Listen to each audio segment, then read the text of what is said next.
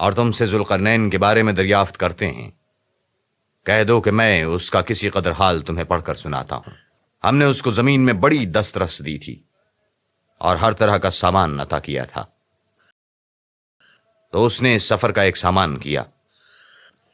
یہاں تک کہ جب سورج غروب ہونے کی جگہ پہنچا تو اسے ایسا پایا کہ ایک کیچڑ کی ندی میں ڈوب رہا ہے، اور اس ندی کے پاس ایک قوم دیکھی۔ ہم نے کہا ذوالقرنین، تم ان کو خواہ تکلیف دو خواہ ان کے بارے میں بھلائی اختیار کرو، دونوں باتوں کی قدرت تم کو ہے۔ ذوالقرنین نے کہا کہ جو کفر بدکرداری سے ظلم کرے گا ہم اسے عذاب دیں گے، پھر وہ اپنے پروردگار کی طرف لوٹایا جائے گا تو وہ بھی اسے بڑا عذاب دے گا، اور جو ایمان لایا اور عمل نیک کرے گا اس کے لیے بہت اچھا بدلہ ہے، اور ہم اپنے معاملے میں اس پر کسی طرح کی سختی نہیں کریں گے بلکہ اس سے نرم بات کہیں گے۔ پھر اس نے ایک اور سامان سفر کا کیا،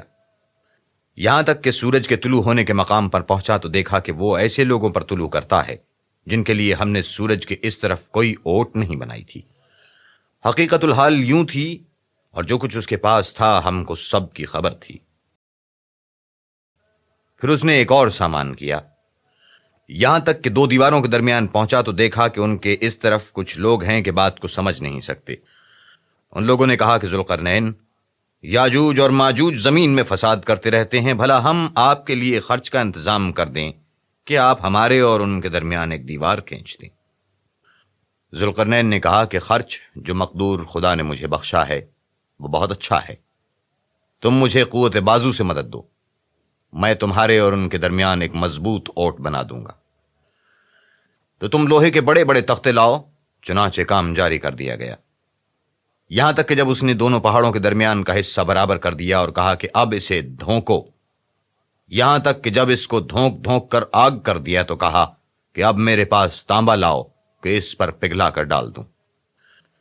پھر ان میں یہ قدرت ہی نہ رہی کہ اس پر چڑھ سکیں، اور نہ یہ طاقت رہی کہ اس میں نقب لگا سکیں۔ بولا کہ یہ میرے پروردگار کی مہربانی ہے، جب میرے پروردگار کا وعدہ آ پہنچے گا تو اس کو ڈھا کر ہموار کر دے گا، اور میرے پروردگار کا وعدہ سچا ہے۔